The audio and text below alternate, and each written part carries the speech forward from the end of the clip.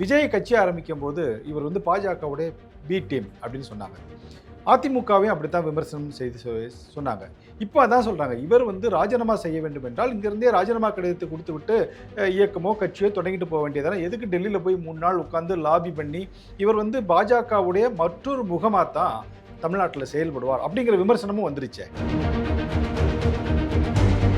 தமிழகத்தில் பாரதிய ஜனதா கட்சியை ஒரு பேசு பொருளாக லைவ்ல வச்சிருந்தது அண்ணாமலை. நீங்கள் அலட்சியப்படுத்தப்பட்டிருந்த கட்சியை பிஜேபி என்ன சொல்லுகிறது, அண்ணாமலை என்ன சொல்லுகிறார் என்று மீடியாவை மட்டுமல்ல மக்களின் பார்வையின் கட்சியின் பக்கம் திருப்பியவர் அண்ணாமலை.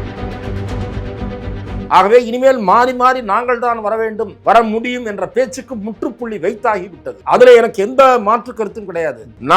நான் வந்தால் நான் வருவேன், இல்லாவிட்டால் அவன் வருவான் என்று பேசிய 2 கட்சிகள் எங்கே என்று நான் கேட்கிறேன். அதிலே ஒரு கட்சி உடைந்து சின்னாபின்னமாகி சுருங்கி கொண்டிருக்கிறது. இன்னொரு கட்சி இன்றைய தலைமுறைக்கு தன்னை தக்கவாறு தகவமைத்துக் கொள்ள முடியுமா முடியாதா என்ற போராட்டத்தில் இருக்கிறது.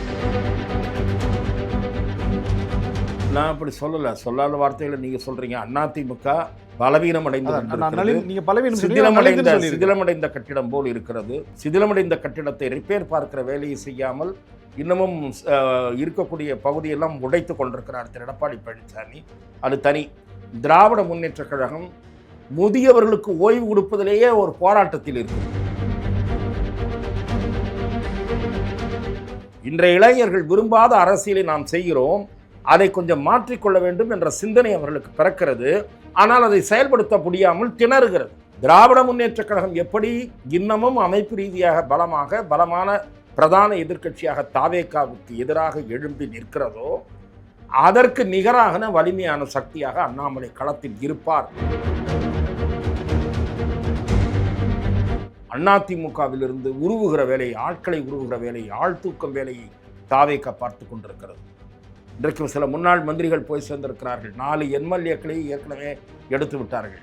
இப்போது தாவேகா வருகிறவர்களெல்லாம் சேர்த்து கொண்டு ஞானஸ்நானம் செய்து கொண்டிருக்கிறதா என்று எனக்கு தெரியவில்லை. ஏனென்றால் ஒன்று தீய சக்தி, இன்னொன்று ஊழல் சக்தி. ஊழல் சக்தியிலிருந்து ஆட்களை கோஷ்டியாக சென்று கொண்டு போய் சேர்த்து கொண்டு அவர்களை புனித நீர் கொண்டு தெளித்து புனிதர்களாக்கி விடுகிறீர்களா என்பது எனக்கு புரியவில்லை.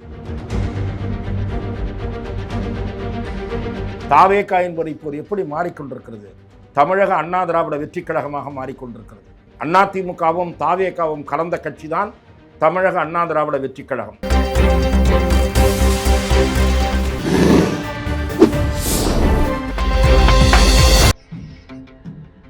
தமிழ் அலை நேயர்களுக்கு வணக்கம். இன்றைய சந்திப்பில் நம்மோடு இணைந்திருப்பவர் மூத்த பத்திரிகையாளர் துக்ளக் திரு ரமேஷ் அவர்கள். அவர்களை வரவேற்பதில் மகிழ்ச்சி. வணக்கம் சார். வணக்கம். பாஜகவிலிருந்து விலகிய பிறகு திரு அண்ணாமலை அவர்கள் வி த லீடர் அப்படிங்கிற ஒரு ஆர்கனைசேஷனை ஆரம்பிக்க போகிறேன், இது வந்து பிற்காலத்தில் அரசியல் கட்சியாக மாறுவதற்கான நிறைய சாத்தியக்கூறுகள் இருக்குது, 1 வருஷம் ட்ரைனிங்க்கு பிறகு இது வந்து ஒரு கட்சியாக அங்கீகரிக்கப்பட்டு அடுத்து நடைபெறக்கூடிய பொது தேர்தலில் நாங்கள் கண்டிப்பாக போட்டியிடுவோம் அப்படின்று அறிவித்த உடனே கிட்டத்தட்ட நேற்று 12 மணிக்கு அறிவித்தார். அடுத்து 10 மணி நேரத்திலே 10 லட்சம் பேர், 12 மணி நேரத்தில் 13 லட்சம் பேர்னு, அதாவது அந்த புள்ளி விவரங்கள் ஏறிக்கிட்டே போகுது. எப்படி இது வந்து அவருடைய மாச காட்டுதா, இல்லை இன்னும் மாற்றத்திற்கான தேவையை தேடி அலைகிறாங்களா மக்கள்? தமிழக பாரதிய ஜனதா கட்சியினுடைய முன்னாள் தலைவர் திரு அண்ணாமலை அவர்கள் பாரதிய ஜனதா கட்சியிலிருந்து விலகி புதிய கட்சி தொடங்குகிற முடிவு என்பது மிக நிச்சயமாக தேசியவாதிகளுக்கு ஒரு பெரும் ஏமாற்றம் அல்லது ஒரு என்ன இப்படி நிகழ்ந்து விட்டதே என்ற எண்ணத்தை முதலில் ஏற்படுத்தும். பிறகு அவர்களே என்ன நினைக்கிறார்கள் என்றால், அண்ணாமலை இந்த கட்சியினுடைய வளர்ச்சிக்கு தமிழ்நாட்டில் பெரும் உழைப்பை செலுத்தினார். ஒரு துடிப்பான இளைஞராக IPS அதிகாரி பதவியை ராஜினாமா செய்துவிட்டு இன்றைக்கெல்லாம் இருந்திருந்தால் அவர் ஐஜியாகவோ ADGPயாகவோ வந்திருப்பார் என்கிற நிலையில் ஒரு 8 ஆண்டுகளுக்கு முன்பு சர்வீஸிலிருந்து வெளியே வந்து பாரத பிரதமர் நரேந்திர மோடி அவர்களால் ஈர்க்கப்பட்டு பாரதிய ஜனதா கட்சியில் அவர் இணைந்தார். அவரே கட்சி தலைமைக்கு எழுதியிருக்கக்கூடிய கடிதத்தில் கூறியிருப்பதைப் போல, அதைத் தொடர்ந்து சமூக வலைத்தளங்களில் அவர் நிகழ்த்திய உரை அவர் குறிப்பிட்டதைப் போல, அவர் இங்கே தமிழகத்தில் அரசியலில் ஈடுபடுவது என்ற முடிவை எடுத்தபோது சூப்பர் ஸ்டார் ரஜினிகாந்த் அவர்கள் அரசியல் கட்சி தொடங்குகிற முடிவில் இருந்தார். அவர் முதலமைச்சராவதற்கு விரும்பவில்லை, அவர் தன்னை முன்னிறுத்தி கொள்ள விரும்பவில்லை என்று அவரோடு நெருங்கி பழகுகிற வாய்ப்பை பெற்ற என்னை போன்ற சிலருக்கு நன்றாக தெரியும். ஆனால் அது தவறான முடிவாக இருக்கும். நீங்கள் கட்சி தொடங்கினால் நீங்கள் தான் முதல்வர் வேட்பாளராக இருக்க வேண்டும். அப்போதுதான் அந்த இயக்கத்திற்கு பெரும் ஆதரவு கிட்டும் என்றெல்லாம் நான் அவரிடம் தெரிவித்திருக்கிறேன். அவருடைய மனதில் அந்த சமயத்தில் இருந்த ஓரிரு பெயர்களில் முதன்மையான பெயர் திரு அண்ணாமலையினுடைய பெயர். திரு அண்ணாமலை அவர்களுக்கு அவர் அழைப்பு விடுத்ததை பற்றியும் அந்த அழைப்பை ஏற்க இயலாதது என்பதை வருத்தத்தோடு தெரிவித்துவிட்டு அவர் பாரதிய ஜனதாவில் இணைந்ததை பற்றியும் அவர் கூறியிருக்கிறார். நேற்று அவருடைய பேட்டியில் கூட குறிப்பிட்டிருக்கிறார் அதை. பாரதிய ஜனதா கட்சி பிறகு அவருடைய கடிதத்தில் மிக முக்கியமான பகுதியாக நான் பார்ப்பது, தமிழ்நாட்டில் தேசிய கட்சிகள் இந்த மாநில மக்களுடைய மொழியில் பேசுவதில்லை.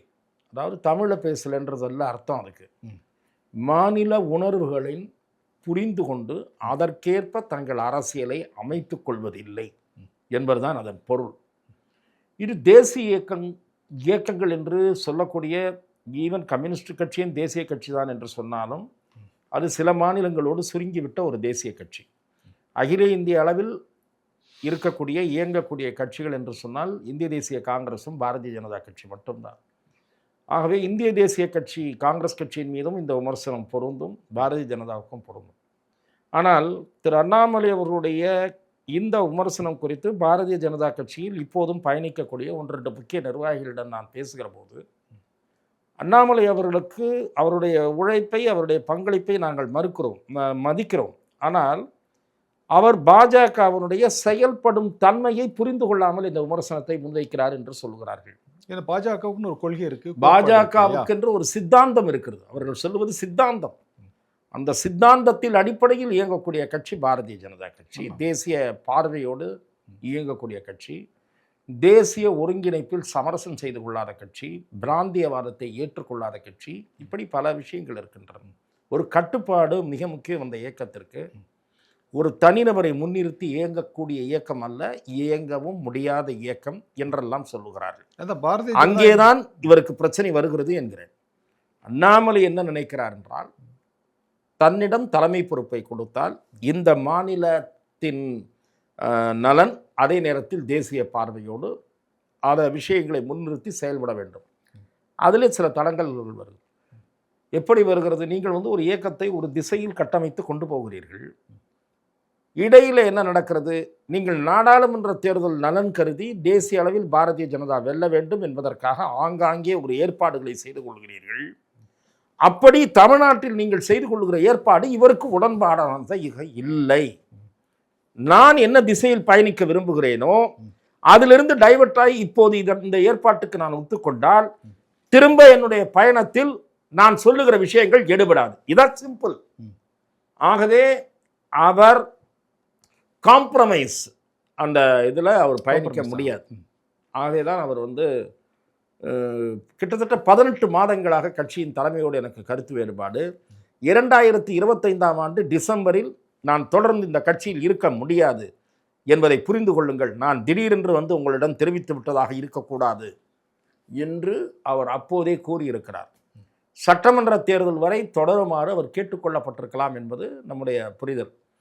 ஆகவே அண்ணாமலையினுடைய இந்த முடிவு என்பது பாரதிய ஜனதா கட்சிக்கு பின்னடைவு என்று நான் பார்க்கிறேன். பாரதிய ஜனதா கட்சிக்கு ஒரு புதிய வாக்காளர்கள் சேர்ந்தார்கள்.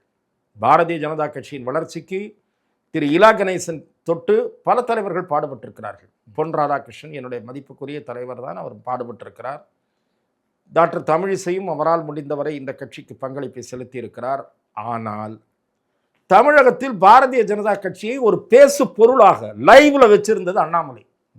நீங்கள் அலட்சியப்படுத்தப்பட்டிருந்த கட்சியை பிஜேபி என்ன சொல்லுகிறது, அண்ணாமலை என்ன சொல்லுகிறார் என்று மீடியாவை மட்டுமல்ல மக்களின் பார்வையும் கட்சியின் பக்கம் திருப்பியவர் அண்ணாமலை. ஆகவே அவரை குறைத்து மதிப்பிடக்கூடாது. அதான் பாரதிய ஜனதா கட்சி உறுப்பினர்னு சொல்றதுக்கே வெக்கப்பட்ட கூச்சப்பட்ட காலங்கள்லாம் இருந்துச்சு. அதாவது பாரதிய ஜனதா கொடியை தன்னுடைய காரில் கட்டுறதுக்கோ இல்லை நான் பாரதிய ஜனதா உறுப்பினர்னு சொல்றதுக்கோ கூச்சப்பட்ட காலம் இருந்தது. ஆனால் அண்ணாமலை வந்த பிறகு பேரூராட்சி அளவில் பாரதிய ஜனதாவை கொண்டு சேர்த்து விட்டார். ஒரு பிரைடாவே கிராமங்கள் வரை போக வேண்டும் என்றுதான் என் மக்கள் யாத்திரைக்கு போனார் அவர்.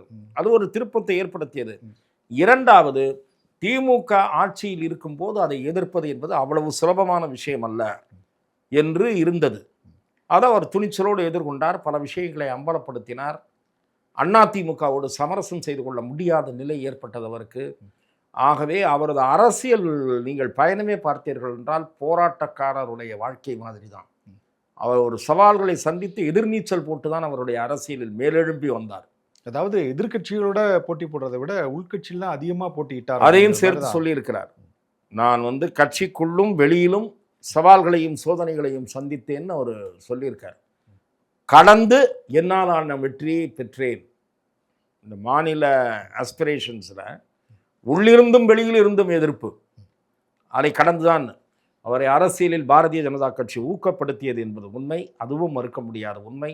பாரத பிரதமர் மோடி, உள்துறை அமைச்சர் அமித்ஷா, மதிப்புக்குரிய BL சந்தோஷ் இவர்களுடைய ஆதரவெல்லாம் அவருக்கு இருந்தது. இன்றைக்கு பாரதிய ஜனதா கட்சியை சேர்ந்த சில நண்பர்கள் வருத்தத்தோடு பேசுகிற போது திரு அண்ணாமலை அவர்களை விமர்சிக்கிறார்கள். கட்சி உங்களுக்கு எவ்வளவு உயரம் தந்தது, எவ்வளவு முக்கியத்துவம் தந்தது என்று சொல்கிறார்கள். ஆகவே நீங்கள் போவது தவறு என்பது போல அவர்கள் பேசுகிறார்கள். ஆனால் நான் அவர்களது அந்த பார்வையை நான் முற்றிலுமாக நிராகரிக்கவில்லை. கட்சி உயர்வளித்தது என்பது உண்மை. அது அவரது உழைப்புக்கு கிடைத்த அங்கீகாரம், அல்லது கூடுதலாகவே தந்தது என்று கூட வைத்துக் கொள்ளுங்கள். நான் அதை ஏற்றுக்கொள்ளவில்லை. கூடுதலாகவே தந்தது என்று நான் ஏற்கவில்லை. உழைப்பை விட கூடுதல் அங்கீகாரம் யாருக்கு கிடைத்தது என்றால் திரு எல் முருகனுக்குத்தான் கிடைத்தது. அவருடைய உழைப்பு குறைவு, அவருக்கு கிடைத்திருக்கிற உயரம் அதிகம் என்பது என் பார்வை. ஆகவே திரு அண்ணாமலை அவர்களை பொறுத்தவரை மதிப்பு, மரியாதை, கண்ணியம், நாகரிகம் இந்த அம்சங்களோடு பாரதிய ஜனதா கட்சியினுடைய தலைமையிடம் தெரிவித்துவிட்டு நான் புதிய பாதையை தேர்ந்தெடுக்கிறேன் என்று ஒரு புதிய பாதையை தேர்ந்தெடுத்திருக்கிறார். நீங்கள் கூறியதைப் போல தமிழ்நாட்டிலே இன்றைக்கு ஒரு புதிய தலைமுறை வாக்காளர்களாகட்டும், மிக பெரும்பாலான வாக்காளர்களாகட்டும், இந்த திராவிட அரசியல் அவர்களுக்கு சலிப்பை ஏற்படுத்தி இருக்கிறது. இந்த முதியவர்கள் இடத்தை அடைத்து கொண்டு உட்கார்ந்திருக்கிறார்கள் என்கிற பார்வையே மிக பலரிடையே இருக்கிறது. அதனுடைய ஒரு அடையாளம் தான் சில முதியவர்கள், தொடர்ந்து வெற்றி பெற்று வந்தவர்கள், தங்களை அசைக்க முடியாது என்று கருதியவர்கள் கண்டிருக்கக்கூடிய தோல்வி என்று நான் பார்க்கிறேன். ஆகவே அந்த புதிய தலைமுறை வாக்காளர்களுக்கு இனிமேல் வெற்றிடம் இல்லை என்கிற நிலை இல்லை. விஜயை கடந்தும் இடம் இருக்கிறது. ஏனென்றால் இன்றைக்கு விஜயை தூக்கி பிடித்திருக்கிறார்கள். விஜய் மீது அதிருப்தி காணுகிற போது திரும்பவும் பழையவர்களிடம்தான் போவார்கள் என்று சொல்ல முடியாது. இன்னொரு சக்தி உதயமாகும் போது அந்த சக்தி ஏற்கும் வகையில் அதன் செயல்பாடு இருந்தால் அதன் பின்னாலும் அணிவகுப்பார்கள். ஆகவே இனிமேல் மாறி மாறி நாங்கள் தான் வர வேண்டும், வர முடியும் என்ற பேச்சுக்கு முற்றுப்புள்ளி வைத்தாகிவிட்டது. சரி சார், அதுல எனக்கு எந்த மாற்று கருத்தும் கிடையாது. நான் வந்தால் நான் வருவேன், இல்லாவிட்டால் அவன் வருவான் என்று பேசிய இரண்டு கட்சிகள் எங்கே என்று நான் கேட்கிறேன். அதிலே ஒரு கட்சி உடைந்து சின்னாபின்னமாகி சுருங்கி கொண்டிருக்கிறது. இன்னொரு கட்சி இன்றைய தலைமுறைக்கு தன்னை தக்கவாறு தகவமைத்துக் கொள்ள முடியுமா முடியாதா என்ற போராட்டத்தில் இருக்கிறது. திமுக போராட்டத்தில் இருக்கிறது, அதிமுக தடுமாற்றத்தில் இருக்கிறது. இந்த அரசியல் பின்னணியில் தான் அண்ணாமலையின் எழுச்சி தொடங்குகிறது. அண்ணாமலை நீங்கள் அலட்சியப்படுத்த முடியாத அரசியல் சக்தி. நான் இப்போது சொல்லுகிறேன், நீங்கள் 12 மணி நேரத்தில் 15 லட்சம் பேர் 13 லட்சம் பேர் உறுப்பினராகிறார்கள் என்றால் இன்னும் கட்சியே ஆரம்பிக்கவில்லை, அதற்கு பெயரே வைக்கவில்லை. ஆனால் புதிய செய்திகளை சொல்லுகிறார். மாற்றம் என்பது என்னிலிருந்து தொடங்க வேண்டும், அதன் பிறகுதான் அது நம்மிலிருந்து என்று மாற வேண்டும். அதே போல கோட்டையில் இருக்கக்கூடிய 10 பேர் யோக்கியமாக இருந்தால் நாடு கரெக்டாக இருக்கும் எல்லா விஷயங்களும் என்று எதிர்பார்க்க முடியாது. பஞ்சாயத்திலிருந்து நேர்மையான அரசியல் தொடங்க வேண்டும். ஊழல் இல்லாத அரசியல் பஞ்சாயத்திலிருந்து தொடங்க வேண்டும். டிரான்ஸ்பர் அண்ட் கவர்னன்ஸ் பஞ்சாயத்திலிருந்து தொடங்க வேண்டும் என்று பேசுகிறார். ஒரே ஆள் தான் திரும்ப திரும்ப அரசியலில் அடைத்து கொண்டு பதவியில் உட்கார்ந்திருப்பார் என்பது என் கட்சியில் இருக்காது. நீரோடையில் எப்படி நீரோட்டம் வந்து கொண்டே இருக்கிறதோ அதே போல அரசியலில் புதிய இளைஞர்கள் அந்த நீரோட்டம் போல் வந்து கொண்டே இருக்க வேண்டும் என்று பேசுகிறார். இவையெல்லாம் மிக நிச்சயமாக இளைய தலைமுறையை ஈர்க்கக்கூடிய செய்திகள். ஆகவே அண்ணாமலைக்கு ஒளிமயமான எதிர்காலம் இருக்கிறது என்பதுதான் என் பார்வை. ஓகே சார், உங்களுடைய பார்வையை நீங்கள் சொல்லிட்டீங்க. ஆனால் திரு அண்ணாமலை குறித்து நேற்றிலிருந்தே அவர் பேசிய பேச்சுக்கள் பிரம்மாண்டமாக எடுபட்டா கூட இன்னொரு தரப்புல இருந்து சொல்கிறாங்க, விஜய் கட்சி ஆரம்பிக்கும் போது இவர் பாஜகவுடைய பி டீம் அப்படின்னு சொன்னாங்க. அதிமுகவையும் அப்படித்தான் விமர்சனம் செய்து சொன்னாங்க. இப்போ அதான் சொல்றாங்க. இவர் வந்து ராஜினாமா செய்ய வேண்டும் என்றால், இங்கிருந்தே ராஜினாமா கடிதத்தை குடுத்துவிட்டு, இயக்கமோ, கட்சியோ தொடங்கிட்டு போ வேண்டியது தானே. எதுக்கு டெல்லியில போய் 3 நாள் உட்கார்ந்து லாபி பண்ணி, இவர் வந்து பாஜகவுடைய மற்றொரு முகமா தான் தமிழ்நாட்டுல செயல்படுவார். அப்படிங்கிற விமர்சனமும் வந்துருச்சே. திரு அண்ணாமலை அவர்களுடைய செயல்பாட்டை அல்லது அவரது வளர்ச்சியை முடக்க வேண்டும் என்று நினைக்கக்கூடியவர்களுடைய ஆரம்ப கட்ட விமர்சனம் இது. அவர்கள் நல்லெண்ணத்தோடு பேசவில்லை. இன்றைக்கு கூட இடதுசாரி தலைவர் ஒருவர், யாரோ ஒருவர் நீங்கள் கூறியதை போலத்தான் கருத்து தெரிவித்திருக்கிறார். இது விஷமத்தனமான விமர்சனம் என்று நான் பார்க்கிறேன். நான் உங்களிடம் மிக தெளிவாக சொன்னேன். அந்த கட்சி இவருக்கு முக்கியத்துவம் அளித்திருக்கிறது, அங்கீகாரம் அளித்திருக்கிறது. உரிய அங்கீகாரம் அளித்திருக்கிறதா என்ற கேள்வி வேறு. ஆனால் அண்ணாமலைக்கு பாதுகாப்பு பலப்படுத்தியது முதல் கொண்டு, தேசிய தலைவர்கள் அவரை பல பொது மேடைகளில் மதிப்பளித்தது முதல் கொண்டு பல கௌரவங்களை அண்ணாமலைக்கு அளித்திருக்கிறது. அந்த தலைவர்கள் அளித்த மரியாதை, அதற்கு நன்றி செலுத்துகிறவராக அல்லது போய்விட்டு வருகிறேன் என்று சொல்லுவது ஒரு கர்டசி சார்.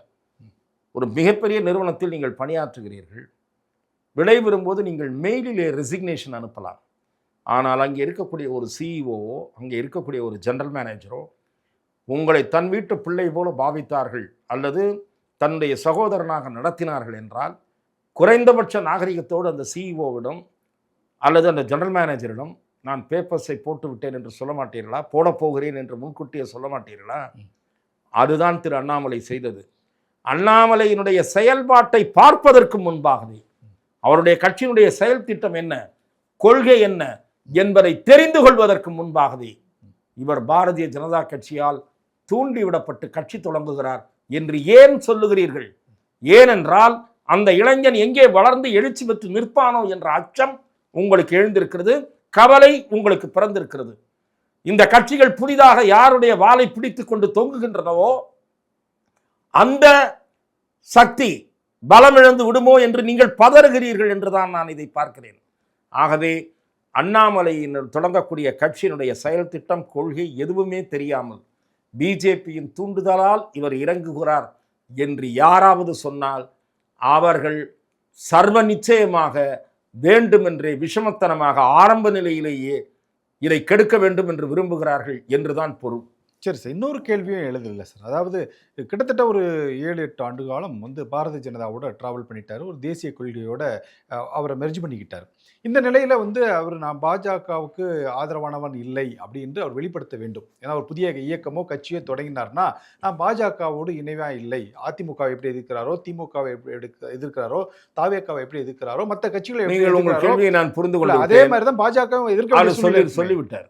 நீங்கள் சொல்லுகிற கருத்துக்கு நேற்றே விடை இருக்கிறது. வேண்டுமானால் நான் எடுத்து காட்டுகிறேன். பாரதிய ஜனதாவின் செயல்பாட்டையும் நான் விமர்சித்தேன்.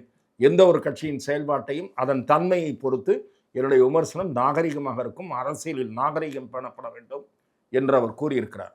யாராவது நாகரிகமற்ற முறையில் பேசினால் அதற்கு தக்க பதிலடி கொடுக்கவும் தனக்கு தெரியும் என்று ஏற்கனவே கூறியிருக்கிறார். ஆகவே பாரதிய ஜனதா ஆட்சியோடு அவர் முரண்பட்டால் நிச்சயம் அதையும் வெளிப்படுத்துவார் என்று நான் திடமாக நம்புகிறேன். சரி சார், நீங்கள் குறிப்பிடும்போது ஒரு விஷயத்த சொன்னீங்க. இந்த மாதிரி அவர் ஆட்சி அமைச்சு கட்சியெல்லாம் தொடங்கிட்டார்னா, இனிமேல் வந்து போட்டி வந்து திரு விஜய் அவர்களுக்கும் திரு அண்ணாமலை அவர்களுக்கும் இடையில தான் இருக்கும். திமுக கழகமோ திராவிட முன்னேற்ற கழகமோ இல்லை அதிமுகவோ நலிந்து ஒளிந்து போய்விடுவார்கள்ங்கிற மாதிரி ஒரு கருத்தை சொன்னீங்களே, அது இனி வரக்கூடிய காலகட்டங்கள் அப்படி தான் இருக்குமா? நான் அப்படி சொல்லலை. சொல்லாத வார்த்தைகளை நீங்கள் சொல்கிறீங்க. அதிமுக பலவீனம் சிதிலமடைந்த கட்டிடம் போல் இருக்கிறது. சிதிலமடைந்த கட்டிடத்தை ரிப்பேர் பார்க்கிற வேலையை செய்யாமல் இன்னமும் இருக்கக்கூடிய பகுதியெல்லாம் உடைத்து கொண்டிருக்கிறார் திரு எடப்பாடி பழனிசாமி. அது தனி. திராவிட முன்னேற்ற கழகம் முதியவர்களுக்கு ஓய்வு கொடுப்பதிலேயே ஒரு போராட்டத்தில் இருக்கிறது. இன்றைய இளைஞர்கள் விரும்பாத அரசியலை நாம் செய்கிறோம், அதை கொஞ்சம் மாற்றிக்கொள்ள வேண்டும் என்ற சிந்தனை அவர்களுக்கு பிறக்கிறது. ஆனால் அதை செயல்படுத்த முடியாமல் திணறுகிறது. ஆனால் அமைப்பு ரீதியாக பலமான இயக்கமாக இருக்கிறது. ஆகவே நான் அதை ஒரேடியாக புறந்தள்ள விரும்பவில்லை. திராவிட முன்னேற்ற கழகம் எப்படி இன்னமும் அமைப்பு ரீதியாக பலமான பிரதான எதிர்க்கட்சியாக தாவேக்காவுக்கு எதிராக எழும்பி நிற்கிறதோ, அதற்கு நிகராக வலிமையான சக்தியாக அண்ணாமலை களத்தில் இருப்பார், உருவெடுப்பார். மிக விரைவில், இப்போது இல்லாவிட்டாலும் மிக விரைவில் இந்த இருவரும் சக்திகளுக்கு நிகராக இவரும் வளர்ச்சி காண்பார் என்பது எனது பார்வை. Okay sir. இன்னைக்கு கூட திரு திமுகவுடைய தலைவரா இருக்கக்கூடிய திரு மு க ஸ்டாலின் அவர்கள் கட்சியில புதுசா சேர்ந்தவங்க மத்தியில் பேசும்போது ஒரு விஷயத்த சொன்னாரு. நம்மளுடைய ஆதரவுல தான் தாவேகா ஆட்சி நடந்துட்டு இருக்கு. எப்ப வேணாலும் இந்த ஆட்சி கவிழலாம். ஸோ அதனால வந்து தேர்தலுக்கு எல்லாரும் தயாராக இருங்க அப்படின்னு தொடர்ந்து இதை வலியுறுத்திட்டே இருக்காரு. ஒருவேளை இவங்க கூட்டணியில் இருக்கிறவங்க வந்து தாவேகாவுக்கு சப்போர்ட் பண்றதுனால இந்த வார்த்தையை வந்து தொடர்ந்து பிரதிபலிக்கிறாரா? இல்ல இதுக்கான சாத்தியக்கூறுகள் இருக்கா? கட்சிக்காரர்களை உற்சாகப்படுத்துவதற்காக முதலமைச்சர் இப்படி பேசுகிறார் என்று தான் நான் பார்க்கிறேன். இந்த ஆட்சி ஓராண்டுக்குள் கவிழும் என்று நான் நிச்சயம் எதிர்பார்க்கவில்லை. ஏனென்றால் கூட்டணி கட்சிகள் அல்லது ஆதரவு தந்த கட்சிகளுக்கும் உள்ளுக்குள் அவர்களுக்கும் உதறல் இருக்கிறது. கருத்து மாறுபாடு எழுந்தால் கூட உடனடியாக வாபஸ் வாங்கிவிட்டு தேர்தலை சந்திக்கக்கூடிய நிலையில் எந்த கட்சியும் இல்லை. ஆகவே நிச்சயமாக ஓராண்டு நிச்சயமாக இந்த ஆட்சி தொடரும். ஓராண்டுக்கு பிறகு தொடராதா என்று உடனே கேட்காதீர்கள். கம்யூனிஸ்ட் கட்சிகளுடைய ஆதரவில் அவர்கள் எப்போது வேண்டுமானாலும் அரசை பிரச்சனைகளின் அடிப்படையில் எதிர்க்கக்கூடியவர்கள் என்பதால் தான் அதிமுகவிலிருந்து உருவுகிற வேலையை, ஆட்களை உருவுகிற வேலையை, ஆழ்தூக்கம் வேலையை தாவேகா பார்த்து கொண்டிருக்கிறது. இன்றைக்கு சில முன்னாள் மந்திரிகள் போய் சேர்ந்திருக்கிறார்கள். 4 எம்எல்ஏக்களை ஏற்கனவே எடுத்து விட்டார்கள். இப்போது தாவேகா வருகிறவர்களெல்லாம் சேர்த்து கொண்டு ஞானஸ்நானம் செய்து கொண்டிருக்கிறதா என்று எனக்கு தெரியவில்லை. ஏனென்றால் ஒன்று தீய சக்தி, இன்னொன்று ஊழல் சக்தி. ஊழல் சக்தியிலிருந்து ஆட்களை கோஷ்டி கோஷ்டியாக சென்று கொண்டு போய் சேர்த்து கொண்டு அவர்களை புனித நீர் கொண்டு தெளித்து புனிதர்களாக்கி விடுகிறீர்களா என்பது எனக்கு புரியவில்லை. தாவேகா என்பது இப்போது எப்படி மாறிக்கொண்டிருக்கிறது? தமிழக அண்ணா திராவிட வெற்றி கழகமாக மாறிக்கொண்டிருக்கிறது. அதிமுகவும் தாவேகாவும் கலந்த கட்சி தான் தமிழக அண்ணா திராவிட வெற்றி கழகம். இன்றைக்கு இப்போது அந்த கட்சி பேர் ரொம்ப வித்தியாசமா இருக்கு. இன்னொரு முறை சொல்ல முடியுமா? அதுதான் தமிழக அண்ணா திராவிட வெற்றி கழகம் என்று பெயர் வைத்து விடலாம். ஏனென்றால் பாதி பேர் இப்போ இனிமேல் அங்கே தான் வர்றாங்க. பார்த்தீங்கன்னா நாளைக்கு ஸ்டேஜ்லேயோ இல்லை பொதுக்குழுலையோ செயற்குழுலையோ பார்த்து மேடையிலையும் கீழேயும் பார்த்தீங்கன்னா அதிமுக ஆட்கள் தான் உட்காந்துருப்பாங்க. தாவேக்காலெலாம் அவன் பாவம் பாதி பேரை அடையாளமே தெரியாது. அங்கே இருக்கக்கூடிய ஒரு 5-6 பேரை தவிர, மந்திரிகளை தவிர மீதி மந்திரிகள்லாம் சிஎம் கேபினெட் மீட்டிங்கில் தான் பார்த்தாங்கன்னு நான் கேள்விப்பட்டேன். கவர்னர் மாளிகையில் பார்த்த பிறகு எங்கடா பார்த்தாங்கன்னா கேபினெட் மீட்டிங்கில் பார்த்தாங்களாம். நடுவில் அவரை பார்க்கவே முடியலையே.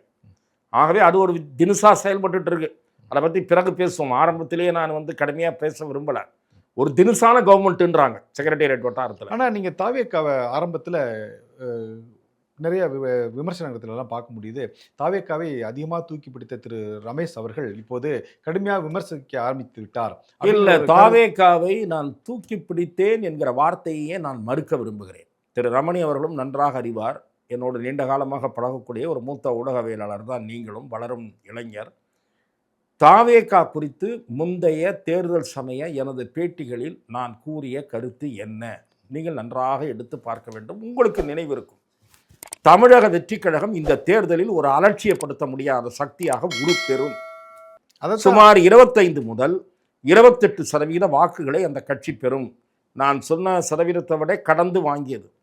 அதிகபட்சமாக 40 இடங்கள் வரை வரலாம் என்று நான் சொல்லிக் கொண்டிருந்தேன். ஆரம்பத்தில் 4-5 இடங்கள் என்று சொல்லி, தேர்தல் நெருங்குகிற சமயத்தில், தேர்தல் நெருக்கத்தில் அல்லது தேர்தல் முடிந்த பிறகு 40 சீட்டு வரை கூட வரலாம் என்று சொன்னேன்.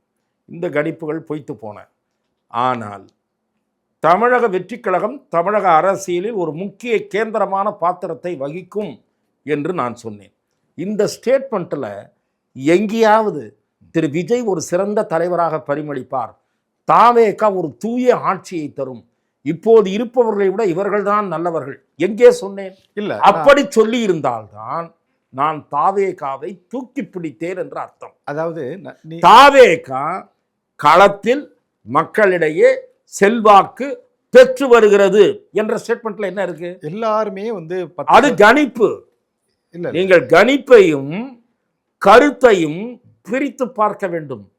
விஜய் தமிழகத்திற்கு ஒரு நல்ல மாற்றத்தை தருவார் என்று நான் சொல்லி இருந்தால் அது கருத்து. விஜய் தமிழக அரசியலில் முக்கிய இடத்தை இந்த தேர்தலின் மூலம் பெறுவார் என்று கூறுவது கணிப்பு. ஓகே, அந்த கணிப்பை தான் எல்லாரும் பாசிட்டிவாக எடுத்துக்கிட்டாங்க. மற்றவங்கெல்லாம் விஜய் வந்து 10% 15% வாக்குகள் பெறுவார், 15% 20% வாக்குகள் பெறுவார் என்று சொல்கிற போது திரு ரமேஷ் அவர்கள் மட்டும்தான் ஆணித்தரமாக சொன்னார், கண்டிப்பாக இந்த தேர்தலில் விஜய் அவர்கள் 20% 25% வாக்குகள் பெறுவதற்கான சாத்தியக்கூறுகள் இருக்குது, ஒரு மாற்று சக்தியாக இவர் இருப்பார்னு சொல்லி நீங்கள் சொன்னீங்க. அதைத்தான் அவங்க பாசிட்டிவாக எடுத்துட்டு இப்போ ஏன் விமர்சனம் செய்கிறார், 6 மாதம் கூட ஆகலையே அப்படிங்கிற கருத்தை சொல்கிறேன். அதைத்தான் நான் விமர்சனம் ஒரே ஒரு விஷயத்தில் தான் செய்தேன், இப்போதும் செய்கிறேன். இந்த பேர் இப்படி கிண்டலாக நான் சொன்னதற்கும் அதே விமர்சனம் தான் காரணம். மற்ற விமர்சனங்கள் நான் எதையும் முன்வைக்கவில்லை. இன்னும் சில விமர்சன கருத்துக்கள் எனக்கு இருக்கின்றன. அவசரப்பட்டு அவற்றை வெளிப்படுத்த விரும்பவில்லை. ஒரே ஒரு விமர்சனத்தை தான் சொன்னேன். என்ன விமர்சனம்?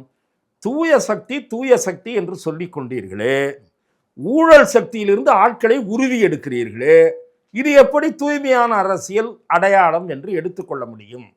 உங்கள் ஆட்சியை காப்பாற்றுவதற்காக ஆழ்தூக்கும் படலத்தை உற்சாகப்படுத்துகிறீர்களே, ஊக்கப்படுத்துகிறீர்களே, இது நியாயமா? இதுதான் என் கேள்வி. இதை தாண்டி வேறு விமர்சனங்கள் எதையும் நான் இப்போது வைக்கவில்லை. விமர்சனங்கள் ஒன்றிரண்டு இருக்கின்றன, பொறுத்திருக்க விரும்புகிறேன். ஓகே சார், நீங்கள் குறிப்பிடும்போது ஒரு விஷயத்த சொன்னீங்க. அதாவது ஊழல் சக்தியாக இருக்கக்கூடியவங்கள நீங்கள் ஞானஸ்தானம் கொடுத்து நீங்கள் தண்ணி தெளித்து அவங்கள தூய சக்தியாக மாற்றிட போகிறீங்களான்னு கேட்டீங்க. உண்மைதான், உங்களுடைய கேள்வி வந்து நியாயமான கேள்வி. ஏன்னா அவர் வந்து தேர்தலுக்கு முன்பு அதிமுகவை ஒரு பொருட்டாகவே எடுத்துக்கொள்ளவில்லை. மற்றும் பல கட்சிகள் அப்படிங்கிற லிஸ்ட்லாம் வச்சிருந்தாரு.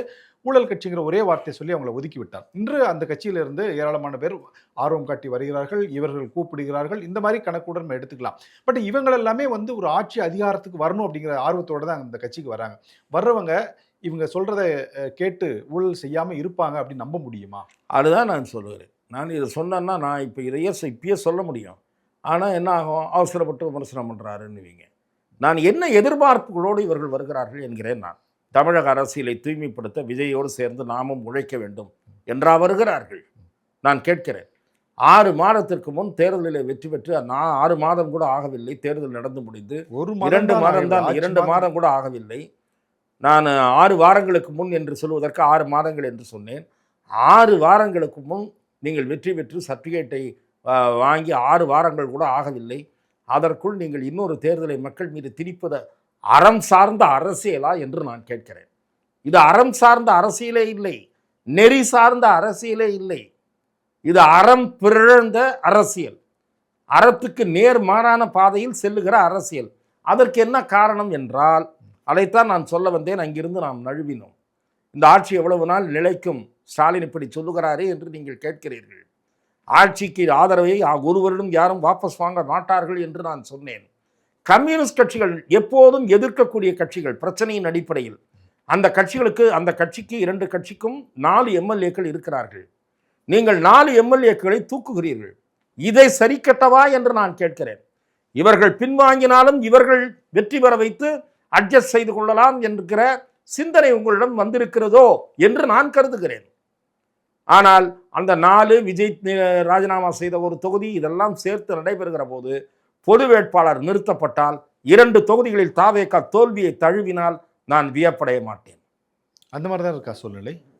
அண்ணா திராவிட முன்னேற்றக் கழகம் தேர்தலில் போட்டியிடாமல் ஒதுங்கிக் கொள்வது நல்லது என்கிற கருத்து அதிமுகவுக்குள் சிலரிடையே இருக்கிறது. இன்னும் அது விவாதத்திற்கு வரவில்லை. சில முன்னணி தலைவர்களிடம் இந்த சிந்தனை இருப்பதை தனிப்பட்ட முறையில் உரையாடி நான் அறிந்து கொண்டேன். திமுகவில் அப்படிதான் நினைக்கிறாங்களா? திருச்சி தவிர மற்ற தொகுதிகளெல்லாம் நம்ம போட்டியிட வேணாம் அப்படிங்கிற அப்படி 2 கட்சியினுடைய பண்ணால் ஈஸியாக போயிடும். இவங்களுக்கு போட்டி என்பது களத்தில் இருந்தால்தான் ஜனநாயகத்திற்கு நல்லது. ஓகே சார், திரு ஆதவ அர்ஜுன் அவர்கள் தொடர்ந்து சொல்லிகிட்டே இருக்காரு, ஒரு பைசா கூட ஊழல் வாங்காமல் நாங்கள் வந்து ஆட்சி பண்ணிக்கிட்டு இருக்கோம், யாராவது நிரூபிக்க முடிஞ்சா வந்து நிரூபித்து பாருங்கள் அப்படிங்கிறார். அது ஒரு பக்கம் இருந்தாலும் இன்னொரு பக்கம் சொல்கிறாரு, நடைபெறக்கூடிய உள்ளாட்சி தேர்தலில் 25 மாநகராட்சியில் நாங்கள் ஜெயித்து காட்டுறோம், உங்களால் தில் இருந்தால் திராணி இருந்தால் போட்டி போட்டு ஜெயித்து காட்டுங்க அப்படின்னு ஒரு சேலஞ்ச் பண்ணி. இதெல்லாம் அரசியலில் சவால் கைத்தட்டல் வாங்கிறதுக்கும் விசில் அடிப்பதற்கும் உதவும் சார். கள நிலவரங்கள் அப்படியே இருந்து விடாது. எப்போதும் வென்ற கட்சியும் கிடையாது, எப்போதும் தோற்ற கட்சியும் கிடையாது. சைக்கிள் மாதிரி தான். லூசிங் தி எலெக்ஷனும் வின்னிங் தி எலெக்ஷனும். அதாவது அது மேலே இருக்கிறது கீழே போகும், கீழே இருக்கிறது மேலே வரும். ஆகவே இப்படிப்பட்ட பேச்சுக்கள், மத போடக்கூடிய பேச்சுக்கள், எங்களை யாரும் வீழ்த்த முடியாது என்று பேசியவர்களெல்லாம் அரசியலில் என்ன ஆனார்கள் என்பதையெல்லாம் இவர் பார்க்கவில்லை, தெரிந்து கொள்ளவில்லை. ஆகவே புது ஜோரில் இப்படிப்பட்ட பேச்சுக்கள் வரும். அதுதான் கலை யதார்த்த நிலை என்று நான் நினைக்கவில்லை. ஓகே சார், அவர் ஒரு புது ஜோரில் பேசுகிறாரே நம்ம எடுத்துக்குவோம். தொடர்ந்து நடக்கக்கூடிய விஷயங்களை நம்ம வந்து அப்சர்வ் பண்ணுவோம். அடுத்தடுத்து நம்ம பேசுவோம் சார். அது வரைக்கும் நன்றி, வணக்கம் சார். வாய்ப்புக்கு நன்றி.